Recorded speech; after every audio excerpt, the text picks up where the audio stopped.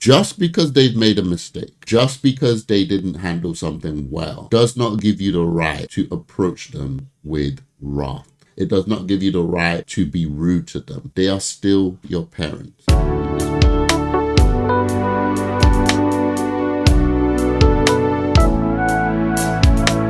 What's up, guys? Welcome back to my channel. Guys, I appreciate you guys watching my video. Before I get into today's video, guys, please give me a like, comment, and subscribe to my channel. I'm trying to get to that 1,000 subscriber mark so I can become a YouTube partner. I would really appreciate your sub today. I got a video that was sent to me by a friend. We're going to check it out and then I'll give you my thoughts. Let's go. Have you ever felt like I wasn't there for you in a way you needed me to be? Yes. Really? Yeah. How? How so? Tell me. When I was young, when you had issues with mommy, you guys used to be very good at hiding it. But there was a day that I found out that you guys had issues. And it affected me. I never seen you guys argue or anything like that. And it really affected me. Normally, this is something that you want to speak to your parents about, like, oh, I seen this, blah, blah, blah. But you didn't give us a chance. You are very, like, working. I never see you in the morning. I never see you on Saturdays. Because when you're gone out, like when you're gone to work, I'm not awake yet. When I'm sleeping, you are not back yet. And there was nobody to speak to. And it kind of made me reserved. So whenever I have issues with people or anything, I don't tell them. I just keep it to myself.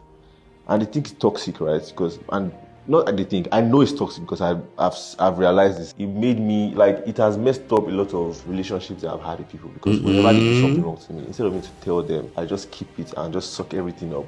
And moments where that's a man thing though. I just ghost. Like, I won't even tell you that. You get. A lot of people have expressed it to me before, and I thought it was normal, but until I realized it was not. Okay, man. Sorry. No, you didn't do it on purpose. You're trying to defend yourself. That was very sensitive. No, that's just how it brought was. Up with your mom, about your mom. That's just how it was. See, if you cry, me, I'll cry too. Oh, is he crying? It's fine. Nah, it's fine for real. It's fine, for real. Oh. I read that shit.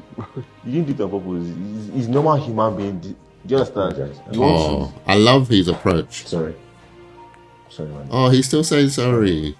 It's fine. What did you do? Oh my God, he's actually crying. It's fine. It's okay. Oh. It's okay, man. It's okay. Give me a hug. Yeah. It's fine. Like, for real. It's fine. You will cry because of story. Come on now. You're spoiling your steez. Yeah. Oh my God, that almost made me tear up. Look, I got a little frog in my head. Oh, that was really. Do you know what surprised me? Yeah, it's the way the dad handled it. I thought, whoa, I did not expect that. I'm from an African home and I did not expect that. Do you know why? This is not normal. This is not something that you would get from an African home. What tends to happen is defensiveness. Like, even guys, you have to admit this to yourself. You know, if you come from an African home as well, if you're African, there's something about us that when we get criticized, we get defensive straight away. Like, some people more than others, and depending on their environment. But in general, like, even in my experience, when I've tried to open up or tell somebody about something I didn't like, the immediate response is defensiveness. So I was completely taken off guard by this father's response. And the longer the video went on, the more I was like, oh my God, this is so, wow. I really liked that video. I really did. Okay, so what can we learn from this? So there is two extremes here. This young man obviously is grown. He's able to express this to his father, and he expressed it very, very well. This is one of the most important things that you want to do, young person, when you want to speak to your parents. Just because they've made a mistake, just because they didn't handle something well, does not give you the right to approach them with wrath. It does not give you the right to be rude to them. They are still your parents. This is a law. This is a spiritual law, which is that young people literally should treat elderlies with respect. It's a law. It's something that God expects from us regardless. It doesn't mean we can't approach them. It doesn't mean we can't talk to them. What it means is that when we speak, we need to be respectful. I'll give you an example, guys. Moses struck the rock twice. The reason why Moses got punished, in my opinion, and I say my opinion because I'm sure we have Bible scholars and theologians who maybe the meaning is really much more deeper. I believe it's because of the fact that he did it in anger. Like, he threw a tantrum because of what the people were doing. And he, you know, when you see people when they throw tantrum and they just, that's how he struck the rock. And I think that was God going, okay, they can do that and I'm going to deal with them at their level, but you don't get to do that. And that essentially was talking about Moses. Moses was in the position of the sonship, and God was God. And he was responding to God, even though he had every right to be upset, even though he had every right to be angry because of what the people were doing, right? Even us, when we read the Bible, sometimes I read the Old Testament, I'm like, oh, these Israelites, come on, when are you going to learn? That's how we are today. And even though he had every right to be upset, God was still like, you can't approach me like that. You can't bring that here. Don't bring that here.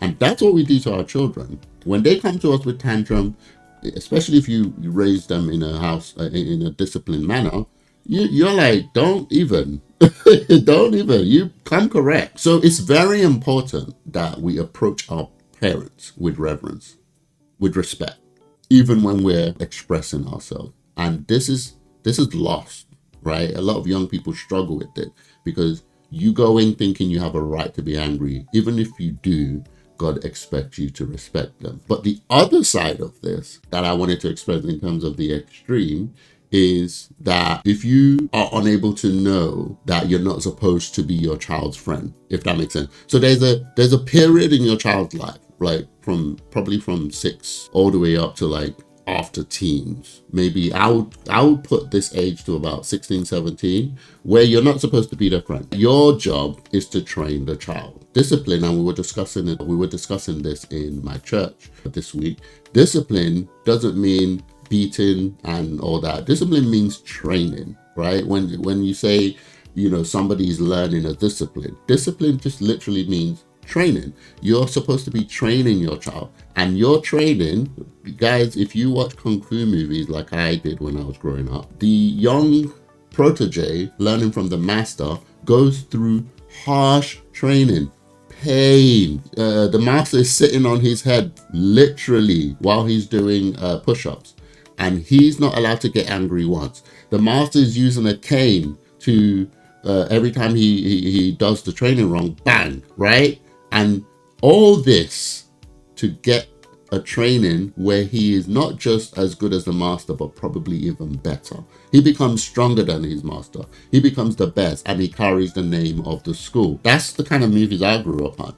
This is what we are supposed to do with our children. We're supposed to be training them. They may not know why this is painful, and it's our job to explain why. Sometimes we don't explain really well, and they may not know, or they may not think this is necessary. They may not think waking up early is necessary. They may not think going to school is necessary. They may not think learning to ride a bike, learning a skill, things that cause discomfort, right? Going to bed early, reading all the time, learning skill. They may not think that the process is necessary, but it is. And that's the essence of being a parent. So during those crucial years, you're not supposed to be your child's friend. You need to do your best to be, of course, you need to be fair, and you need to be mindful of their emotional state, as well as their upper limits, their capacity. Because every child has different ways, different characters. Some are more emotional, some are more stern, some are more tough, some are more weaker. So you need to be a good parent that's able to manage those. If you have 2, 3, 4 children, you need to manage each child at their level, but you still have to train them. You can't be their friend. Where we go wrong is during the training stage, we try to be friends. Like, the reason why I brought this up as an extreme is that some people will see a video like this, or maybe they've had a childhood where their parents really did a poor job, I would say, for lack of a better word. And then they go the opposite extreme and they try to be their children's friend. They try to be like, oh, I'm not going to do what my parents did. I didn't enjoy my childhood, so I'm going to give my children everything. I'm going to listen to them, and I'm going to, oh, so you don't want to go to bed right now? Okay, we can. No. No, you can't do that. Discipline is discipline. And I see it a lot, guys. I work with young people a lot, where young parents, they got pregnant early, that's fine, but they don't have the tools to manage that child. and they have no structure, they have no discipline, they have no wake up time, they have no sleep time, they have no play time, like structured time. Like this is what you do at certain times during the day so that the child gets used to a structure and becomes disciplined in that structure. They have none of that. They're just like, oh, whatever you want. This is the other extreme of this. Guys, look, young Christian, pay attention. Do everything you can. You know, I was talking to some of my old videos. Don't be a deadbeat dad. I mean, don't be a deadbeat young person where, you know, you're going from one woman to the next and creating fatherless home. Do it right. Get married. Choose a woman and get married to her over time, you know, after your dating period. Have children like the Lord wants you to. Be present and train them. You're human. It's possible that you will make mistakes. This is where this kind of video comes in, right? It's possible that you will make mistakes. In your training, make sure your children have access to you. Make sure they're able to talk to you. And look, there will be some trainings that they're going to come to you and they're going to say, Dad, I don't like this. And you have to say the reason why you're doing it. I'm not talking about abuse. I'm talking about, look, I'm trying to train you how to play the drums. I'm trying to train you how to play the piano. I'm trying to train you to be the best at school. And they're like, oh, I don't like it, or I don't want to do it, or I don't want to do that.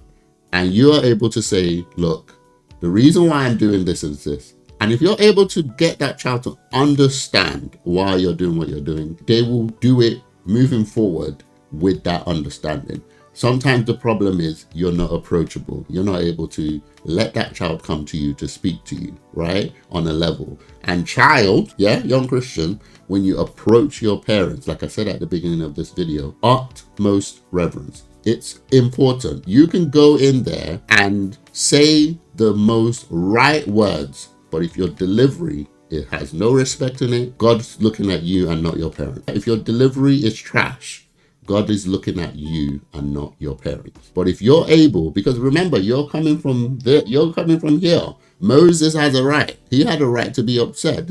God was upset with the people. God was like, these people are trash. Well, look, I've done this, and they're still being douchebags. God said that about them.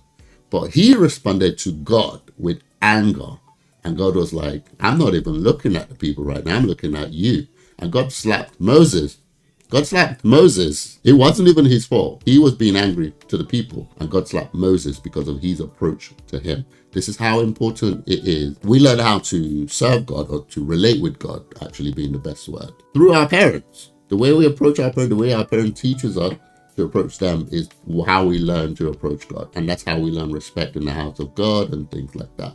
So be aware of that, guys. But I really enjoyed this video. It took me off guard. You know, I was watching it as if it was a normal video, and the more it continued and I saw the father's response, my heart just melted. Oh my goodness. I really enjoyed this video. But yeah, guys, what do you guys think of this video? Do you have issues like this? Do you have issues with your parent? Are you wondering how to approach them? Or maybe you've had this before and your parents didn't respond well. What do you think happened? What do you think you did wrong? Let me know what you guys think in the comments below. I appreciate you guys watching my video today. Guys, please remember I have a reaction channel. I do movie reviews over there. I do trailer reactions, gaming videos, and all other shenanigans. Please go over there, give me a like, comment, and sub. And if you enjoyed my reaction to this father and son exchange, please give me a like, comment, and sub. Please remember I'm trying to reach that 1,000 subscriber mark so I can become a YouTube partner. I'd really appreciate your sub today. Guys, I'll see you in my next video.